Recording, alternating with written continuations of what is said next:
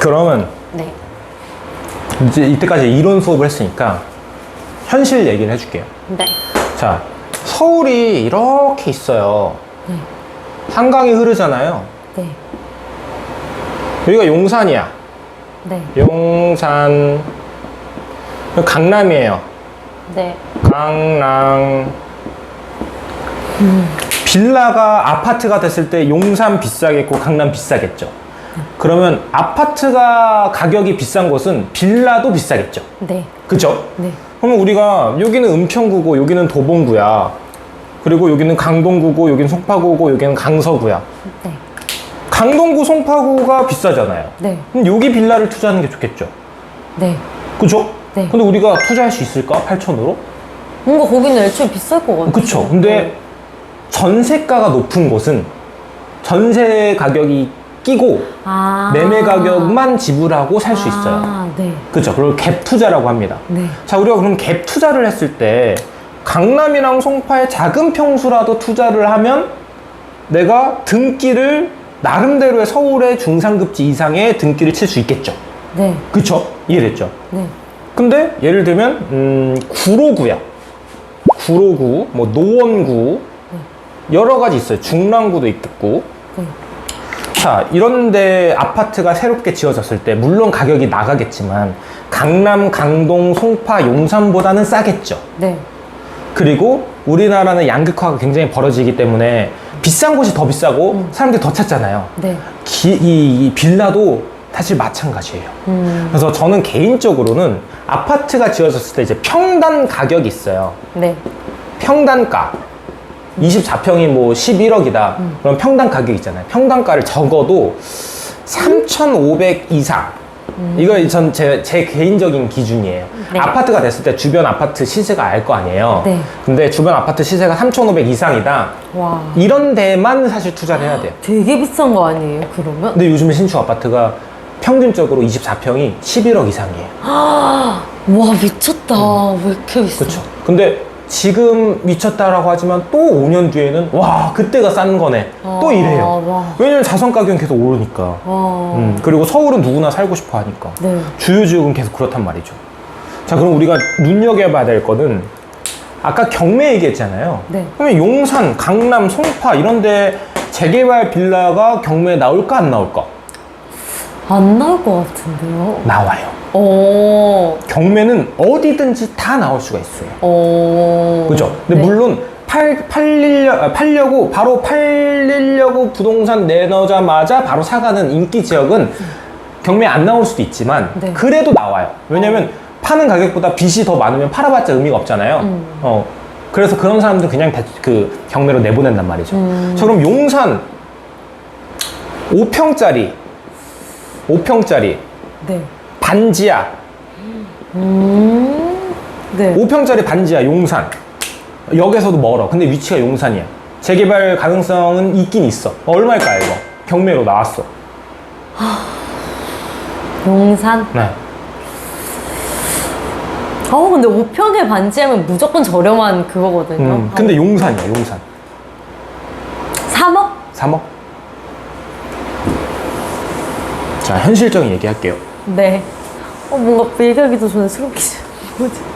얼마에 나왔냐면 6천만 원.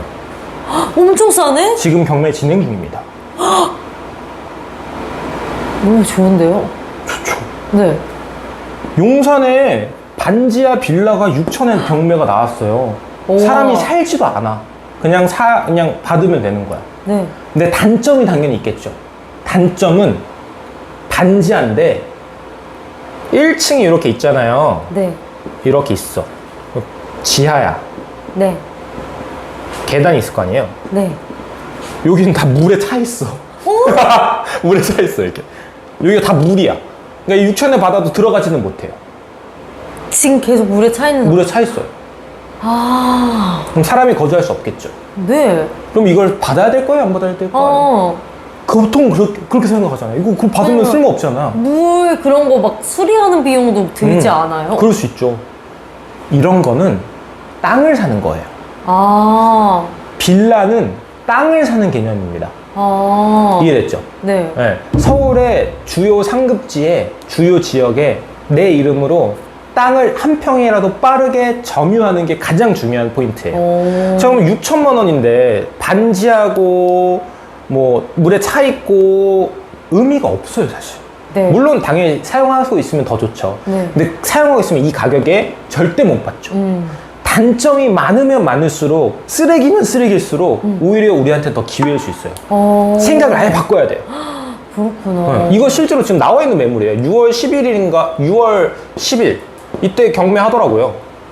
아무도 안 가져가요? 모르죠? 이거 나가서면 6천원으로 등기 치겠어. 진짜요? 그렇구나. 물론 오래 싼데. 걸리겠지. 네. 근데 용산은 누가 봐도 상급지잖아요. 누가 봐도 가지고 싶어하는 땅이잖아요. 맞긴 해요. 재개발이 될지 안 될지 모르겠지만 만약에 이게 된다면 어차피 부시고 다시 아파트가 될 땅인데 하긴. 개념을 알려준 거예요, 이거. 네. 서울에 한 평이라도 내 땅을 만들자. 우리가 20대, 30대 분들은 다 이런 개념을 가지고 목표를 잡아야 돼요. 딱 한 평이라도 괜찮아요. 자, 재개발이 되려면 3평 또는 5평을 땅을 가지고 있으면 재개발에 포함이 돼서 입주권을 받을 수 있어요. 입주권이란 아파트 새롭게 만들어지면 신축 아파트를 들어갈 수 있는 권한. 그걸 조합원이 가지고 있는 입주권을 한다고 해서 입주권을 사고 팔 수도 있는 거죠. 조합원 자격을. 네. 자, 그러면 아까 말하는 5평짜리 용산의 물에 잠긴 반지하. 네.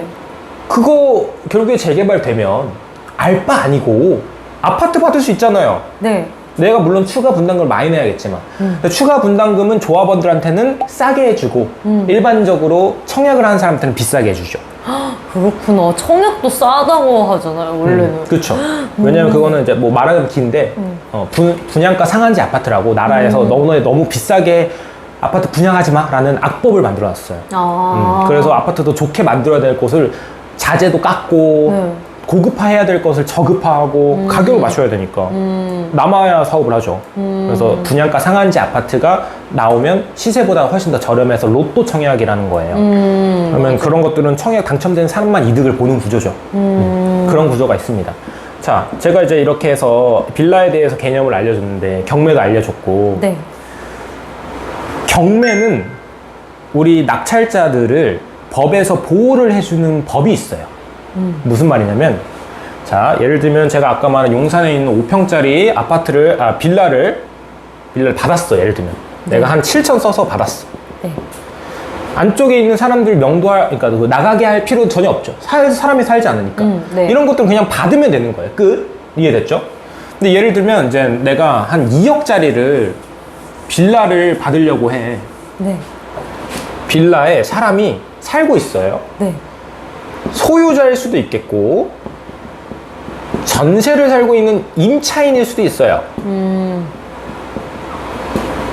임차인에서도 돈을 받는 사람이 있고 돈을 못 받는 사람이 있어요. 이해됐죠? 네. 자, 나는 2억에 받았어. 네. 근데 전세는 1.5억이래. 이해됐죠? 네. 1.5억은 돈을 받는 사람들은 그래 뭐 전세금 돌려받으니까 딴 데 가야겠지. 오케이. 돈을 못 돌려받는 사람들은 임차인은 슬프죠. 네. 이 사람들은 쫓아내기 힘들겠죠. 네. 내가 받아도. 그래도 법적으로 이 사람을 나가게 하는 게 당연한 권리예요. 왜냐면 나는 2억에 받았으니까. 자, 소유자가 만약에 살고 있어. 소유자는 빚을 엄청나게 져서 못 갚았어요. 네. 그러면 나가야 되잖아, 사실상. 포기를 해야지. 근데 포기하기 싫을 거 아니야. 이걸 인정하기 싫은 사람도 있겠고. 그래도 이 2억에 낙찰받은 나는 법의 테두리 안에 있기 때문에 무조건 몇 달 안에 내보낼 수 있는 권리가 있고 법에서 법정에서 도와줘요. 이해됐죠? 그러니까 시간이 오래 걸릴 수도 있고 조금 걸릴 수도 있는 차이지만 무조건 그 집은 비워지게 돼 있어요. 어떤 방법으로 비워요? 좀 더, 질문 좋은데? 오늘 폼 좋은데? 그래요? 자, 그러면 이거 경매 조금 더 심화 과정으로 한번 가볼게요. 네. 자, 경매를 받았어. 낙찰! 그러면 일주일 뒤에 진짜로 승인이 되냐 안 되냐라는 게 있어요. 그러니까 경매 낙찰 받아서 끝난 게 아니라 일주일 뒤에 이제부터 너 경매 낙찰 받은 거 확정이야? 라는 단계가 있어요. 확정 단계. 네, 제가 쉽게 말하는 거예요, 그냥. 네. 자, 일주일 뒤에 확정이 되고, 그 다음에 한 5주 안에 내가 잔금을 내야 돼요. 경매할 때는 10%만 계약금을 내고, 잔금은 90%. 90%를 납부하면 내 거가 되는 거예요. 자, 그러면 내 거가 되는 거예요. 자, 이제 이때부터 내 거니까 그 안에 사는 사람들은 나한테 돈을 주고 월세를 살던가 어쨌든 그 내 거를 무단으로 점유하고 있는 거잖아요. 네. 무단으로 내 건데 원래는 이제부터 내 건데 그러면 그 사람한테는 인도 명령이라는 제도가 있어요. 인도 명령은 뭐냐면 말 그대로 인도 명령, 딴 데 가는 거를 명령하는 거예요. 쉽게 말해서. 그래서 인도 명령이라는 단계부터 명령, 이거 뭐 어떻게 하는 거냐면 법원에 해달라고 하면 돼요. 네, 쉽죠? 네. 그럼 그 사람들이 와서 내쫓아요? 아니요, 그 사람들이 직접 가서 가는 게 아니라 우편물을 보내, 등기를 쉽게 말해서. 인도 명령해서 언제까지, 이제부터는 당신 집이 아니니까 이 사람 집이니까 나가주세요. 언제까지 나가주세요. 이렇게 협의를 하거나 통보를 하죠. 그 다음에 안 나간다 그러면 강제 집행이라는 제도가 있습니다. 강제 집행. 네. 강제 집행은 뭐냐면 쉽게 말해서 강제로 짐을 싹 이삿짐 포장해가지고 싹 다 창고로 보내는 거예요. 당연히 도락도 다 따고 와. 합법적으로. 그렇긴 하죠. 그러면 이 비용은 주민이니까. 낙찰자가 돼요. 내가 2억에 받았잖아. 내가 내는 거예요. 그렇구나. 그러면 이 비용이 사람도 많이 써야 되고 이삿짐도 해야 되고 돈이 많이 들겠죠. 네. 평당 얼마로 이렇게 들어요. 제가 했을 때는 평당 한 10만 원에서 20만 원 선이었는데 해보셨어요? 아니요, 저는 안 해봤죠. 근데 제가 했던 시기는 네. 한창 했던 시기는 그 정도 금액이라고 법원에서 얘기를 해주더라고요. 네, 근데 실제로 100건 중에 한 99건은 다 나가요. 이전에 1% 정도만 끝까지 버팅기다가 정말 가기 싫은 사람들이라든 이런 사람들, 강제 집행하기 전에 우리 강제 집행한다고 경고를 줄 거 아니에요. 네. 그게 강제 집행 계고예요. 계고. 근데 보통 이 계고시 기간에 다 나가세요. 계고 기간에. 그치. 예전에는, 지금은 그냥 등기로만 보냈는데 예전에는 도어락을 따고 문 거실에 막 붙여놓기도 했어요. 근데 지금은 그렇게 잘 안 해요. 대부분 요 기간 때 나가요. 네. 여기까지 내가 원래 살고 있는 사람 얼굴을 봐도 되고 안 봐도 전혀 상관없습니다. 감정 싸움 할 것도 하나도 없어요. 이해됐죠? 네. 왜냐면 법은 내 편이니까. 네. 정 안 되면 강제 집행하면 돼요. 내가 돈 내고. 물론 그 기간이 몇 개월 걸리고 이자도 내가 내고 강제 집행 기간 이 돈도 내가 내잖아요. 그럼 돈이 좀 더 드는 거지. 근데 그거를 고려해서 입찰할 때, 낙찰 받을 때 그걸 고려해서 그 금액까지 포함해서 쓰면 되는 거예요. 이해됐죠? 네. 자, 그러면 이 경매라는 거 조금 마음은 편해졌죠. 네. 어차피 법은 내 편이라니까. 네. 어차피 나가야 돼요. 그냥 네. 그 기간이 오래 걸리냐, 그냥 스트레스 받을 것도 없고 어차피 나가는 사람들이니까 이사비를 줘도 되는 거고 빨리 내보내려면 그런 거는 나중에, 도의적인 부분들이라서 나중에 한번 말씀드릴게요. 아무튼 그래서 오늘 정리를 한번 해보겠습니다. 자, 지금 시기, 네. 타이밍, 네. 투자는 타이밍, 인생은 타이밍. 지금 좋은 시기? 네. 네. 왜냐면 돈이 풀리는 타이밍. 지금. 네. 한국만 그런 게 아니라 전 세계가 다. 왜냐면 코로나 때 문제였던 것들이 지금 풀려서 경제가 위기가 오기 때문에. 경제가 위기가 오면 돈을 많이 풀어서 기업도 투자하고 우리도 맛있는 거 많이 사 먹고 계속해서 소비를 해야 되는 문화가 있어요. 그래야 경제가 잘 돌아가고 그래야 우리 GDP도 올라가고 그런 개념이에요. 네. 자, 그러면 돈이 풀리면 당연히 화폐 가치가 내려가죠. 우리 다 같이 우리 마을에 1억 있다가 갑자기 옆에서 5천만 원 더 풀었어요. 그러면 기존 가격이 올라가고 사람들이 자산 가격이 오른다고 하면 아파트라고 생각하면 돼요. 그러면 자산의 가격이 올라가요. 올라간다. 근데 이게 갑자기 올라가냐? 그건 아니에요. 근데 아파트는 어느 순간부터 사람들이 심리적으로 심리적인 이런 적용이 좀 커서 빠르게 올라가긴 해요. 지금 딱 그런 타이밍이다. 오늘 오전에 그 제가 이제 뭐 브리핑 받았던 건물들이 2개가 계약금이 들어갔어요. 몇 달 동안 안 팔리던 게. 들어갔다고요? 그러니까 팔린 거야, 팔린 거. 갑자기 왜요? 왜냐면 어제 이재명 대통령이 되면서 이재명 대통령이 당선이 되면서 자산이 풀릴 걸 이제 예상을 한 거죠. 그래서 사실 발 빠른 사람들은 선거 전에 다 샀어요. 그럴 수 있겠다. 이해됐죠?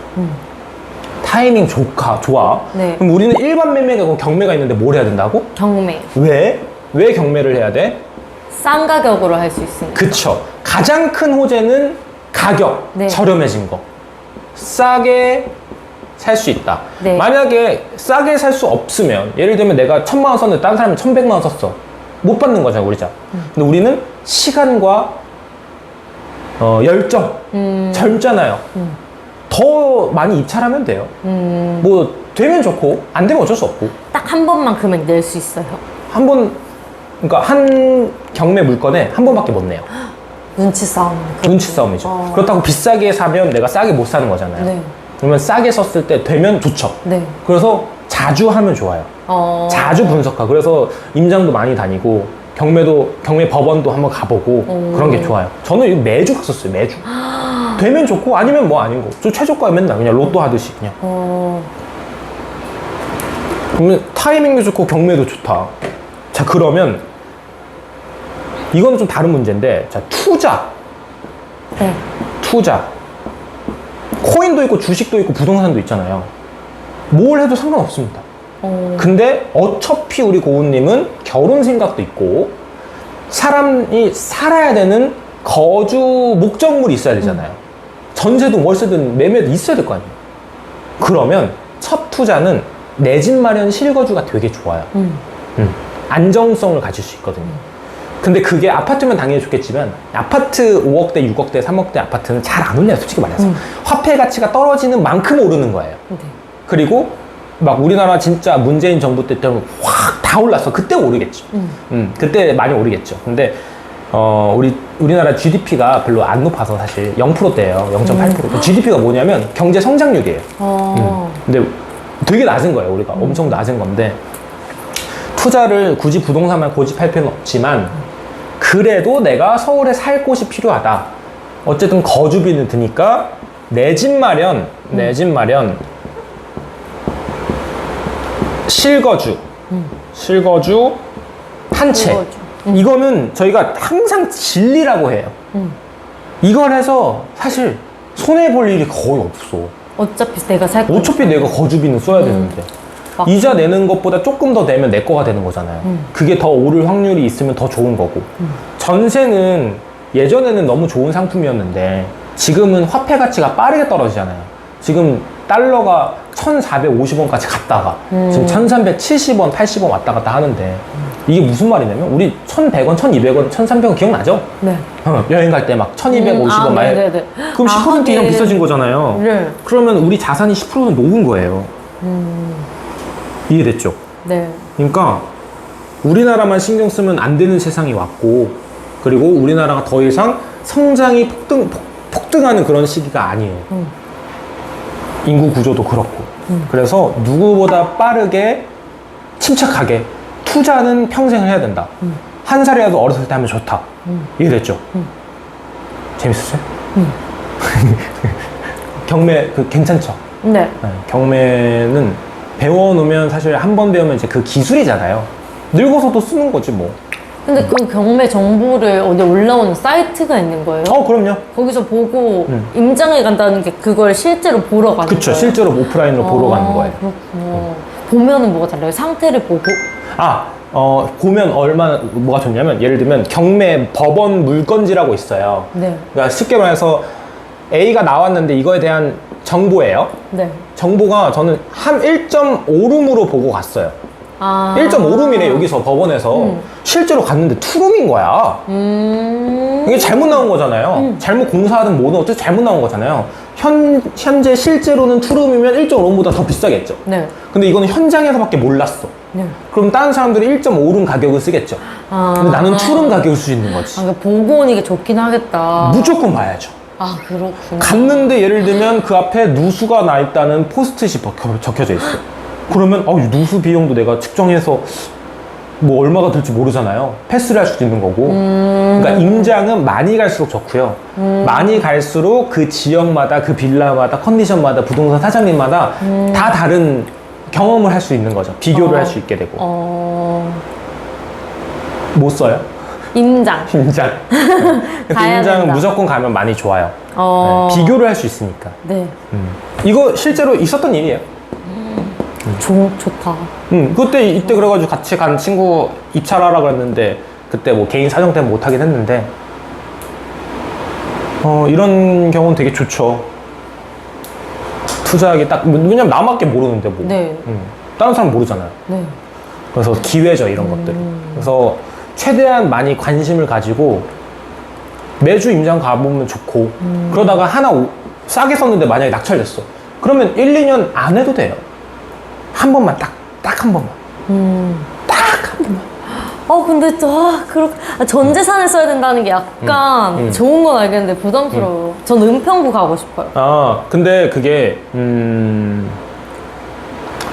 부자가 되고 싶으면 리스크를 짊어져야 돼요. 맞아, 맞긴 해요. 너무 뻔한 소리긴 한데 맞아. 어쩔 수 없어요. 어쩔 수 없어. 그 부자가 되려면 당연히 리스크를 짊어져야지. 근데 수영님이 판단했을 때는 지금 이 루트에는 큰 리스크는 없다고 보신다는 거잖아요. 개인적인 마음. 큰 리스크 없다고 봐요, 저는. 그죠. 왜냐면 경매를 일단 시세보다 싸게 사잖아요. 맞아. 조금 떨어지더라도 나한테 데미지가 많이 없지. 맞긴 해. 맞아. 경매로 사는 건 진짜. 그래서 말 안 한 것 중에 이제 경매로 샀을 때 내가 실거주 하는 건데, 만약 이거를 바로 팔고 싶다. 그럼 매매 사업자라는 사업자를 내면 일반 세율이에요. 그러니까 바로 팔아도 세금이 기본적인 세금밖에 안 나와요. 그래서 매매 사업자를 이용해서 사서 낙찰받고 바로 팔고, 낙찰받고 바로 팔고 할 수도 있어요. 그런 것도 가능하다. 네. 그건 지금 오늘 근데 초보자 설명이니까. 네. 그래서 경매 낙찰받자마자 바로 팔았을 때 막 댓글에 이거 세금으로 다 내는데 뭐 하냐 막 이런 댓글 있잖아요. 이거 잘 몰라서 하는 말이고, 매매 사업자를 내면 돼요. 저도 당연히 있고. 우와. 그거 어떻게 그런 거 내기 쉬워? 쉬워요. 그냥 사업자 내듯이 내는 거예요. 저 약간 또 궁금한 게. 궁금한 거. 자, Q&A. 자, Q&A 시간. 근데 거의 대부분 다 이해됐어요. 진심으로. 근데 만약에 대출을 하면 대출 이자도 요즘엔 비싸잖아요. 그쵸. 그거는 부담스럽진 않나? 자, 대출 이자는 보통은 4%. 네. 4%대. 네, 이렇게 생각하면 마음 편해요. 4%대. 네. 자, 근데 지금은 기준금리가 인하하고 있는 그런 기조입니다. 지금 기준금리 혹시 몇 퍼인지 아시나요? 몰라요. 2.5%예요. 왜 이렇게 낮아? 뭐야, 나 기준금리가 2.5%인데 왜 내 대출은 4%대야? 가산금리라고 은행에서 돈을 빌려주면 자기도 이득이 있어야 될 거 아니에요? 그 가산금리가 1.4에서 1.6이에요. 이거를 일부러 쪼이고 있어요. 그러니까 일부러 이렇게 하고 있어요. 정부에서. 왜냐면 지금 금리 인하가 되면 자산 가격이 오른다고 했잖아요. 대출 금리가 너무 싸지면 사람들이 다 사니까 은행에서 지금 폭리를 취하고 있는 거죠. 그렇게 놔두는 거죠. 근데 더 내려갈 거예요. 결국엔 내려갈 수밖에 없어요. 그럼 대출 받을 때는 어떻게 보면 부담이 덜해져요? 대출을 받을 때 어떻게 보든, 그게 무슨 말이죠? 저 금리가 낮아지면? 그래도 대출 그것도 이자도 낮아지긴 하는 거. 예를 들면 그 금리가 2.0으로 내려갔어요. 네. 가산금리 1.4에서 1.6이죠. 플러스 1.4 하면 3.4죠. 네. 지금 4%대에서 3.4%대 내면 좀 괜찮죠. 이렇게 점점 좀 내려갈 추세예요. 그렇구나. 이창용 총재라고 한국은행 총재가 앞으로 금리 인하는 의심하지 말라라고 언급한 적이 있습니다. 그러면 또 근데 금리가 낮아지면 적금, 예금 이게 약간 벌 수 있는 게 적어지는 것도 맞잖아요. 그렇죠. 그럴 때 투자를 하는 게 맞긴 하다. 네. 그러니까 우리가 적금, 예금 당연히 중요한데, 나 적금, 예금밖에 안 하거든요. 그런 사람 되게 많죠. 그게 잘못됐다는 게 아니라 네. 어느 정도의 금액이 모였다면 특히 지금 같은 시기는 적금 예금할 시기보다는 투자를 해야 될 시기라고 저는 생각하는데 어떤 사람들은 이제 우리나라가 지금 경제가 굉장히 어렵잖아요. 그래서 모든 자산의 가격이 다 내려갈 거라고 생각하는 사람도 있어요. 그러니까 누구 말이 맞은지 모르지. 네, 근데 그거는 본인 판단이에요, 사실. 진짜 경제 위기가 나서 아파트 값이 다 떨어질 수도 있겠죠. 그때가 더 기회일 수도 있겠고. 근데 제가 생각하는 거는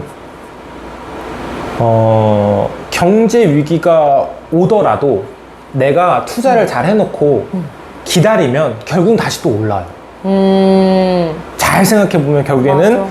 아파트 가격은 우상향이었다.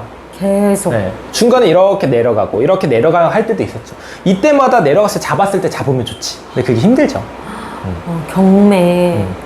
경매 괜찮다. 경매도 하나의 기술이라서 네. 그리고 너무 어려운 물건이 아니라 쉬운 물건 위주로 하면 괜찮아요. 뭐가 쉬운 물건인데요? 자, 쉬운 물건은 소유자가 살고 있거나 아무도 안 사는 물건. 예를 들면 집이 있어요. 네. 자, 얘를 낙찰을 받았어. 기분이 좋아서 이제 그러면 어떻게 하면 돼요? 잔금을 넣는데 네. 예를 들면 뭐 허그가 가지고 있는 물건이에요. 예를 들면 너무 그럴 수도 좋다. 있잖아요. 그럼 허그에 전화해가지고 저 낙찰자인데요. 비밀번호 알려주세요. 그럼 비밀번호 알려줘 끝. 쉽죠? 아, 그런 거 하고 싶다. 그런 거 하면 돼요. 널리고 널렸어. 널리고 널렸어. 진짜요? 네. 쉽죠? 네. 아니 허그가 가지고 있는 거 내가 받았어. 그럼 허그 입장에서 안 알려줄 이유가 하나가 없잖아요. 네. 그죠? 허그도 알렸는. 돈 벌려고 경매 내는 건데 네. 비밀번호 봐가지고 그대로 들어가가지고 내가 살 건지 부동산 사장님한테 팔 건지 네. 이거 정하면 돼요. 내가 경매가 어렵다 이런 거 위주로만 하면 됩니다. 오, 꿀팁. 내쫓을 것도 없어. 사람이 안 사는데 그러게요. 뭐. 뭔가 허그는 비싸게 안 할 것 같아. 어차피 경매지만. 아니, 허그가 비싸게 하고 말고는 허그가 정하는 게 아니라 낙찰하는 사람들끼리 경쟁해서 받는 거니까 아, 맞아요. 입찰자들끼리 가격을 정하는 거죠. 근데 경매는 진짜 적은 돈으로도 될 수가 그럼요. 되는 그런 게 있어요? 그럼요. 제가 아까 말했잖아요. 6천. 용산에 그래요? 6천. 그러니까 용산까지는 안 바라는데 그럼 더 진짜 한번 찾아봐야겠다. 어디서 찾을 수 있어요? 경매 사이트가 있어요. 경매 사이트. 두인 경매도 있고, 저는 스피드 옥션이랑 뭐 미스고 옥션 경매 이렇게 다 이용하는데 엄청 많구나, 엄청 사이트가. 많아요. 대부분 유료 사이트인데 아, 무료 사이트도 사이트가. 있어요. 두인 경매는 무료예요. 아, 사이트도 유료예요? 와, 진짜. 그럼요. 와, 완전 모르는 세계예요. 모르는 세계죠, 그렇지. 와, 그렇군. 그럼 유료 사이트는 뭐가 좋아요? 유료 사이트는 조금 더 자세한 정보가 나와요. 쉽게 말해서. 네. 재밌죠? 네. 돈 버는 게 재밌다니까? 아, 그니까요. 제가 오늘 강의 안 한 것 중에 되게 많은 내용들이 있지만 네. 일단은 그냥 가장 기본 내용만 한 거예요. 그러니까 투자를 부동산 안 해도 돼. 주식, 코인 해도 돼. 상관없어. 채권을 해도 되고. 난 주식 코인은 진짜 안 맞아서. 근데 이제 그쵸. 사람마다 맞는 투자가 있고 사람마다 필요한 투자 방법이 다 다른 거예요. 근데 확실한 거는 우리는 투자는 평생 해야 된다. 우리가 버는 금액보다 화폐 가치가 녹는 속도가 더 빠르고 자산이 올라가는 속도가 더 빨라요. 우리가 지금 막 예를 들어 한 달에 500만 원 벌다가 1000만 원으로 확 올랐어. 근데 아파트 값이 10배 올랐어. 의미가 없어요. 그죠? 네. 그거를 뭐 인플레이션 그리고 화폐 가치가 내려갔다 뭐 이런 식으로 표현을 하는데 이런 건 경제적인 얘기고 우리는 제일 중요한 거는 투자를 죽을 때까지 계속 하긴 해야 된다. 그리고 어느 순간부터는 자산 가격이 올라가는, 그러니까 투자 소득이 내 사업 소득보다 더 올라가야 돼요. 투자. 네, 그러니까 월급이라고 할게. 네. 월급이 500만 원인데 만약에 투자했는데 이게 1년에 한 1억이 올랐어. 그러면 한 달에 거의 800만 원이 오른 거잖아요. 네. 그럼 800만 원이 더 이득이죠. 그럼 투자가 더 빠른 거잖아요. 근데 난 월급은 500만 원 받아서 참 만족하고 있는데 옆에 철수는 투자해가지고 한 달에 800. 맞아. 이러면 이거 하는 게 낫지. 그러니까 같이 가야죠. 투트랙으로. 이해됐죠? 네. 네. 이 투트랙을 1년만 바짝 하는 게 아니라 계속. 투자는 평생. 근데 그거를 빠른 나이에 하면 좋다. 이른 나이에. 네. 네. 버틸 수 있는 힘이 있으니까. 망해도 다시 일어날 수 있으니까. 괜찮아요? 오, 괜찮은데요? 아, 경매 집 가서 알아봐야지. 지금. 경매든 뭐 쟤는 서울 5억대 7억대 이런 것들 많이 소개하고 네. 나중에 많이 투자하다 보면 제가 이제 건물도 알려주고 건물 무서워요. 똑같아요. 그래요? 조금 더 복잡한 개념이긴 한데 네. 할 수 있어. 못하는 건 아무도 없어요. 근데 경매는 꽤 재밌을 것 같아요. 경매 되면 좋고 아니면 안 되고라는 맞아요. 마인드로 그냥 계속 하면 돼요. 그리고 제 생각보다 리스크가 좀 적다? 그러니까 적은 걸로 위주로 하면 된다는 거죠. 아. 네. 왜냐면 저는 약간 투자에 약간 크게 못하거든요. 성향상. 그럴 수 있죠. 괜찮은데요? 지역 찾아봐야지. 집 가서. 감사합니다. 오케이, 여기서 마칠게요. 예스! 끝이에요? 끝! 여기가 끝. 좋아요. 앞으로 더 알려줄게요. 네. 오케이. 구독, 좋아요 뭐 이런 거 안 하세요? 구독, 좋아요, 알림 설정. 알림 설정 할 수 있나? 감사합니다. 네. 이거를 말해야 된다고 하더라고. 네, 이런 거 해야죠. 맨날 유튜브 촬영하면 막 구독, 좋아요, 뭐 댓글 많이 달아주세요, 뭐 이런 거. 여기도 해주세요. 아, 근데 또 갑자기 하려니까 좀.